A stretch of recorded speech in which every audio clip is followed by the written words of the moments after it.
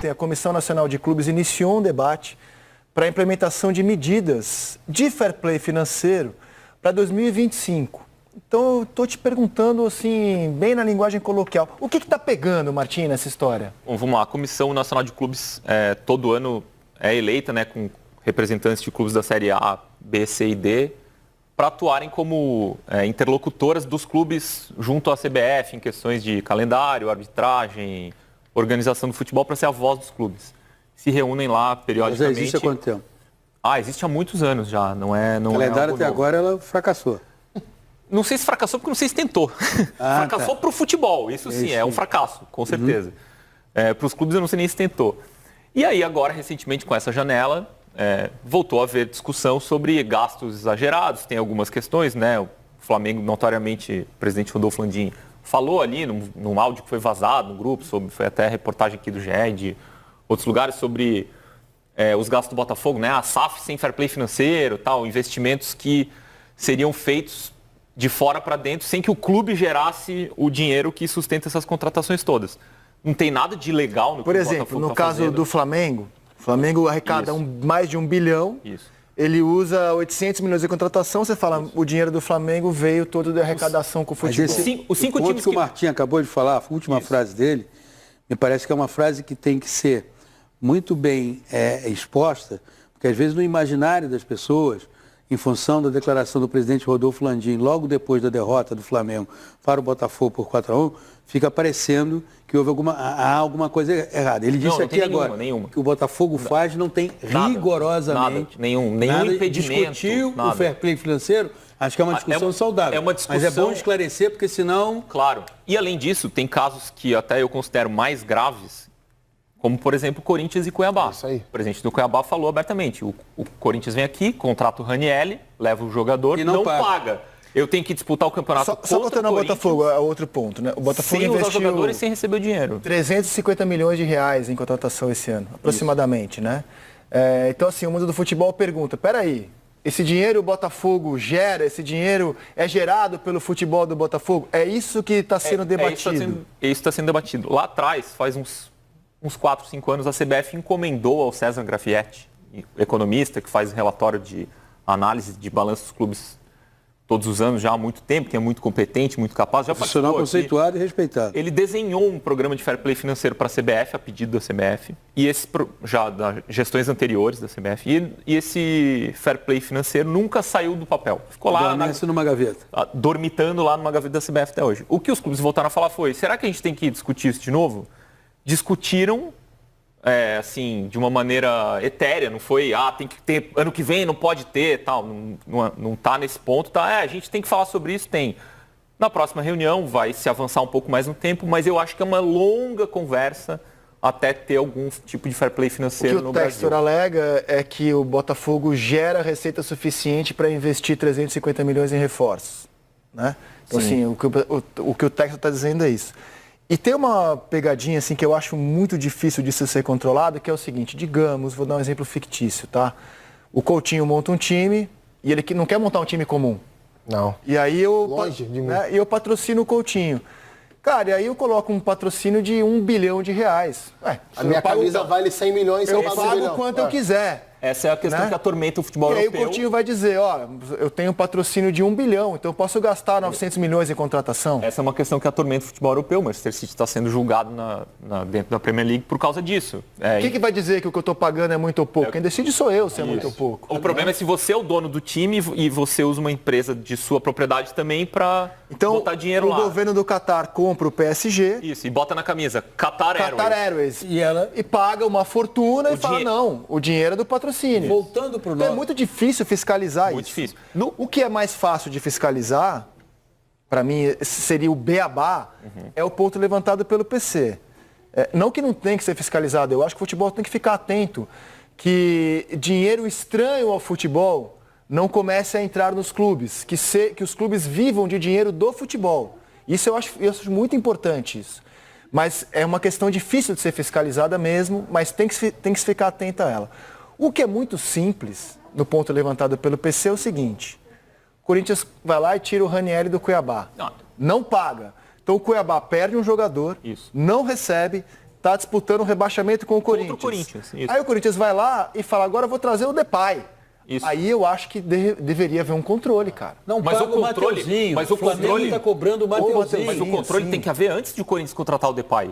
O controle tem que haver quando o Corinthians não paga o Ranieri. Então, mas essa discussão tem que haver e essa discussão não está havendo. Não, porque o futebol brasileiro escolheu pular para a próxima. Que Então, aí é que tá, porque que é o do interesse dinheiro geral. do Textor. Peraí. Essa discussão. Tudo bem, é uma discussão importante mesmo. Só que A tem uma gente quer que a anterior. liga seja mais forte. A gente topa que a liga seja mais forte.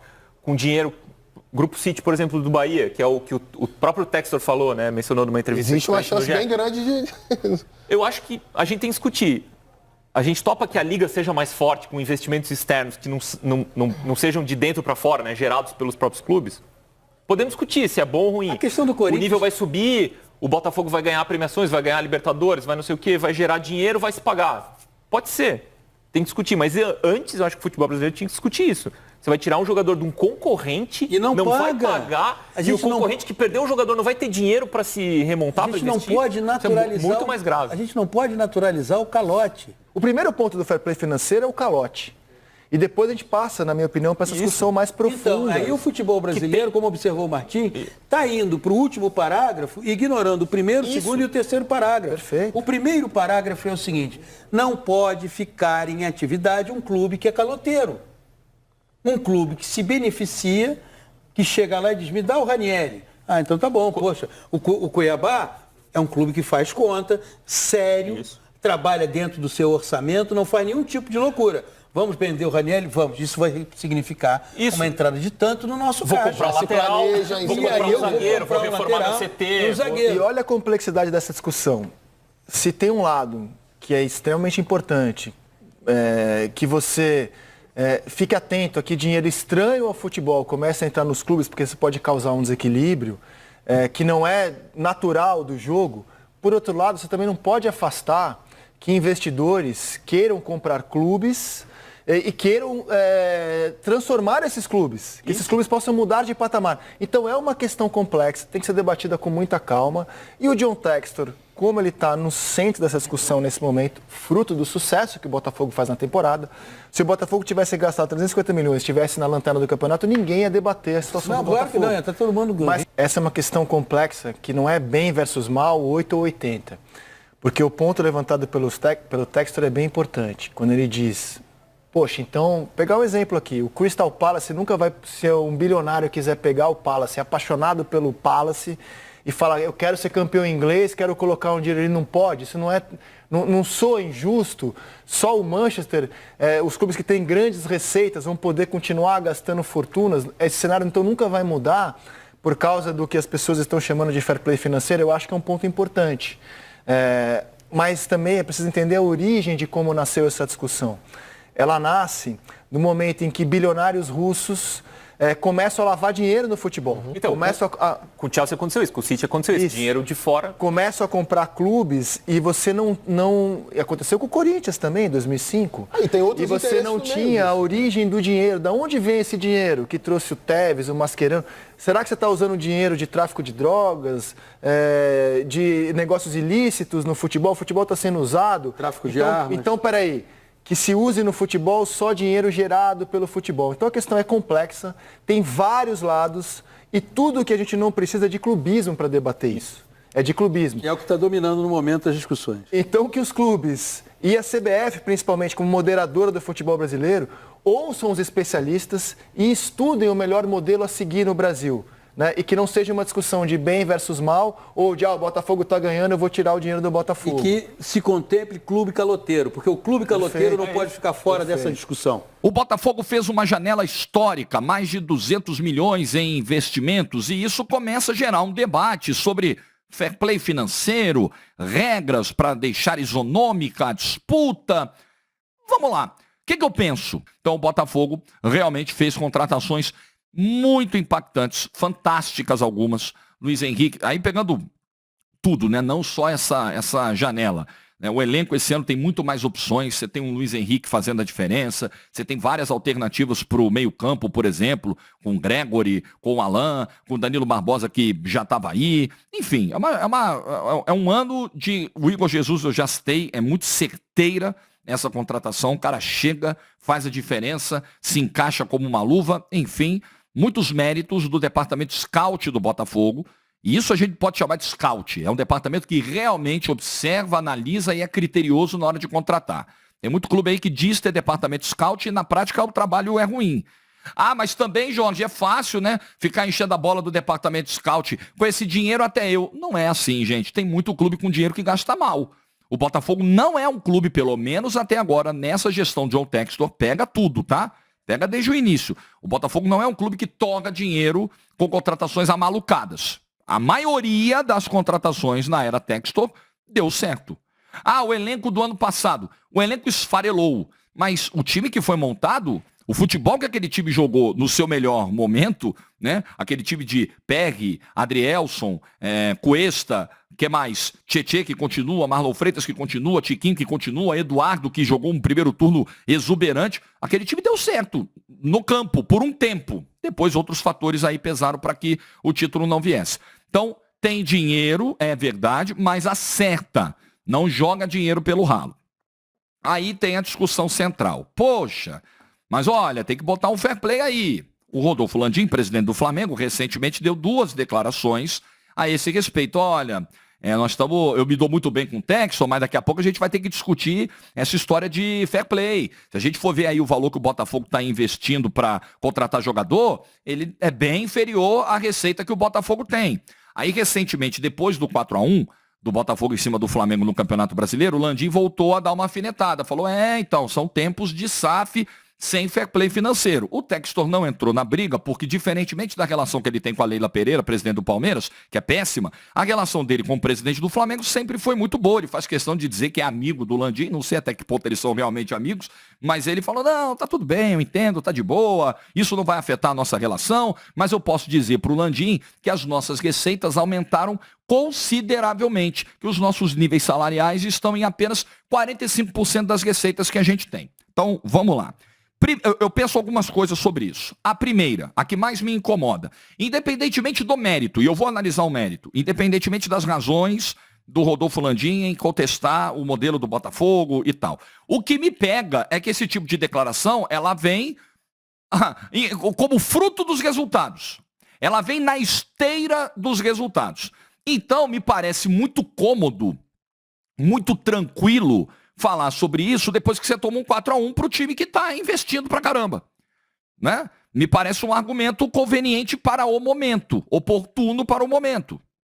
E que talvez sirva também para desviar um pouquinho o foco dos erros que você eventualmente tenha cometido para tomar de 4-1, para chegar no momento em que o seu clube está na temporada. É só o Landim que faz isso? Não, todos fazem. Isso aí é a mesma, a maneira, o momento escolhido para falar. Isso me lembra muito o clube que reclama da arbitragem quando perde e não reclama quando ganha. Tá? Então, eu acho que escolher esse momento, eu acho que a discussão ela é válida, ela é importante, estabelecer regras, tudo precisa ter regra, precisa ter um norte, precisa ter parâmetros, ok, diretrizes que todos devem seguir, mas eu só acho que quando você escolhe o momento da tua derrota, do sucesso do outro para falar sobre isso, não me parece que você está muito preocupado necessariamente com o tema. Você está preocupado com o que te afeta. Segundo ponto que eu penso sobre isso. Vamos lá. Vamos para a raiz do que é a lei da SAF. A lei da SAF, ela chegou para salvar instituições endividadas à beira da falência, à beira da insolvência, que naquele modelo associativo não conseguiriam mais andar com as próprias pernas. Então, pegando o caso do Botafogo, por exemplo, o Botafogo faliria, o Botafogo quebraria. Se a SAF não chegasse, com a dívida na casa de 1 bilhão e com uma arrecadação muito pequena que o Botafogo tinha, não só porque ele tem uma fatia de mercado menor do que outros clubes, não só por isso, mas também por incompetência administrativa. Eu me lembro que uma das primeiras medidas do John Textor quando chegou foi romper vários contratos de patrocínio, de material esportivo, porque ele olhou e falou, caramba, a marca vale... Fazer um desenho assim, só para você entender. A marca vale 4x, a camisa. Pô, tem um contrato aqui de 1,5x. Pô, esse contrato está abaixo do que a gente pode ganhar no mercado. Então, pera um pouquinho. Tchau, rescinde com isso aqui. Vamos procurar no mercado alguém que, se não der para pagar os 4x que eu quero ganhar, que eu acho que a marca vale, mas que a gente consiga um 3x, um 3,5, já vai ser mais do que a gente está arrecadando. Então, você tinha um clube muito fragilizado na hora de sentar na mesa para fechar um contrato com alguém, e quando você tem duas partes negociando e uma parte sabe que a outra está desesperada, ela joga com desespero, evidente. Então, se eu sei que você está vendendo o almoço para pagar o jantar, eu não vou dar o que a sua marca vale. Eu vou dar uma migalha que você está necessitando e você vai pegar, porque você está ferrado. Essa era a situação do Botafogo antes do Textor. Então, também por isso, as receitas do Botafogo eram tão baixas. Não só por isso. Outros fatores também explicam. Claro, já disse aqui da fatia de mercado do Botafogo que é menor. Então, chegou o Textor, salvou o Botafogo. Mas o Textor, ele não veio para salvar o Botafogo numa ação humanitária, né? Filantrópica. Não, ele veio para ganhar dinheiro, ok? Então, não percamos isso de vista. O Botafogo, o futebol para John Textor é um negócio. Qual é a lógica dos negócios? Você coloca os seus recursos financeiros, intelectuais, e você espera um retorno desses recursos num determinado espaço de tempo. Então, o que o Textor está fazendo é o seguinte: eu tenho grana, eu tenho algum conhecimento dessa brincadeira aqui chamada futebol, administro outros clubes, ele já chegou, administrava o Crystal Palace na Premier League, depois que pegou o Botafogo, ele pegou o Lyon na França. Então, assim, eu tenho um histórico nessa brincadeira aqui, eu entendo dessa parada, tenho grana, vou botar essa grana daqui a 5, 10, 15 anos, não sei qual é o break-even lá, qual é o planejamento que ele fez, eu vou pegar esse dinheiro de volta. É para isso que ele tá. A brincadeira, o jogo do John Textor é esse. E olha, esse jogo é legítimo, gente. Vamos parar com essa história de que, é o bilionário. Pô, ele é bilionário porque ele faz negócio, ele ganhou dinheiro, ele gera emprego, assim, eu não vou nem entrar nesse debate, ideológico, filosófico, sobre a lógica do capitalismo, do bilionário. Eu acho que a gente perde um tempo desgraçado com isso. É o mundo como ele é a vida como ele é, e o Textor veio para isso. Então, para ter o retorno, o Textor precisa investir. Ao mesmo tempo em que ele vai equacionando o passivo do clube, fiscal, né, o passivo tributário, o passivo trabalhista, entrando lá no regime centralizado de execuções, pagando todo mês a galera que ficou sem receber do Botafogo, ao mesmo tempo em que ele faz isso, ele precisa injetar dinheiro para que a roda gire, ele consiga pagar o passivo e acelerar o processo de recuperação para o clube que fecha do vermelho e passar a virar azul. Gente, é tão claro quanto a luz do dia para mim. Então você limitar, pensa bem, como é que a SAF vai salvar um clube? Vai chegar alguém com grana, ou um empresário, ou um grupo econômico, vai botar dinheiro, vai fazer a máquina girar, o clube vai ficar saudável financeiramente e todo mundo vai sair ganhando. Então, o que o John Textor faz, e aí vamos entrar no ponto do Landim. Precisamos discutir regras, precisamos entender que é necessário estipular um limite. E a Europa, às vezes a Europa brinca de fazer fair play financeiro, mas enfim, no papel tá lá, né? No papel tá lá. Precisamos, tá bom, vamos discutir essa regra. Mas eu só acho que a gente precisa entender o seguinte: quando o Textor bota 120 milhões de reais na contratação do Almada, o investimento é a alma desse negócio. Porque não adianta. Como é que o John Textor vai aumentar as receitas do clube? Como é que ele vai transformar o clube numa potência, num clube saudável, num clube que dispute competições? Porque não se esqueçam, a recuperação econômica de uma instituição passa de um clube de futebol, passa diretamente pela recuperação esportiva. É óbvio. Como que as receitas do Botafogo vão aumentar se ele não disputar o título brasileiro, lotando o Newton Santos, aumentando o número de sócios torcedores? Como que a receita do Botafogo vai aumentar se ele não receber altas premiações pelos êxitos esportivos? Como a premiação, a arrecadação do Botafogo vai aumentar se ele não conseguir sucesso nas competições internacionais? E como que ele vai conseguir esse sucesso se ele não investir? Gente, as coisas estão diretamente ligadas. Então, eu acho que é o momento da gente entender. A SAF é um começo para todos nós. É algo novo, é algo diferente. Se a gente entender que, de fato, é necessário colocar alguns freios, é possível que você faça uma discussão e uma adaptação ao modelo da SAF. Eu não sou contra isso. Eu só acho que a gente precisa ter lucidez nessa hora e deixar o clubismo de lado para não demonizar os investimentos. A gente está num país com muita dificuldade para enaltecer quem obtém postos, carreiras, trajetórias de sucesso. né? Quem consegue chegar ao patamar onde, infelizmente, a maioria da população não vai chegar. Eu sei que tem uma questão de cunho ideológico aí, que eu já citei no vídeo e nem quero me aprofundar nela. Mas vamos discutir sem clubismo, principalmente, e sem perder de vista que SAF é um negócio. E negócio precisa de investimento para dar retorno. Se o Textor não tirar do bolso e ficar o dia todo dormindo em casa assistindo maratona de série, esquece. O Botafogo não vai chegar onde precisa chegar para que a lei da SAF faça sentido. É apenas como eu vejo. Eu não acho que o debate seja vazio e inválido. Não. Mas em que bases a gente vai fazer esse debate? Com lucidez? Com maturidade e com honestidade intelectual, ou nós vamos na base do clubismo? Na base do clubismo eu tô fora. Porque outro dia eu li que o Botafogo não pode ficar refém do John Textor. Querido, ele não sequestrou o Botafogo. Ele comprou. Ele foi lá, deu o dinheiro, o Botafogo deu... Ele comprou, não foi um sequestro. Refém você fica de quem bota uma arma na tua cabeça. Ele comprou com o dinheiro dele. Ele faz o que ele quiser. E a gente só tem notícia boa quando ele compra jogador, quando ele faz investimento. É só coisa boa. Ah, mas e se ele quebrar? Ué, qual é a diferença? Quantos outros presidentes do Botafogo quebraram antes? Só tem uma diferença. Nesse caso ele vai responder. Os outros não precisavam responder. Você acha que isso é ruim? Qual é o problema? Qual é a perseguição? A perseguição, irmão, é o capitalismo dando certo. Essa é a simples perseguição. Quando algo ligado àquilo que eles odeiam chega e mostra resultado, eles entram em pânico. Então eles estão confundindo política com futebol. Eles estão perseguindo o John Textor. Por quê? Por que é que estão indo atrás do John Textor? Que mal que esse homem está fazendo no futebol brasileiro? Eu queria entender, porque até agora realmente, olha, já fiz 1000 críticas a ele aqui, acho que ele erra e acerta como qualquer dirigente, mas que mal tem no cara chegar aqui com o dinheiro dele e comprar um clube e fazer investimento nesse clube? Ah, porque a conta não fecha. Não fecha tu, irmão. Tu é jornalista, rapaz. O que tu geriu na tua vida? O que você sabe de empresa e investimento pra falar uma merda dessa? Vai perguntar pra quem conhece dessa porra se não fecha? Todo mundo que é do meio tá falando, pô, esse puta aí tá fazendo um negócio a médio prazo aqui, vai dar dinheiro. Ou você acha que ele é idiota? Você acha que ele ficou milionário porque ele é idiota? Pelo amor de Deus, gente. Eu acho que urge, com cada vez mais as SAFs aqui no Brasil, e aí não só o Botafogo, tem também a do Bahia, a do Cruzeiro, por aí vai.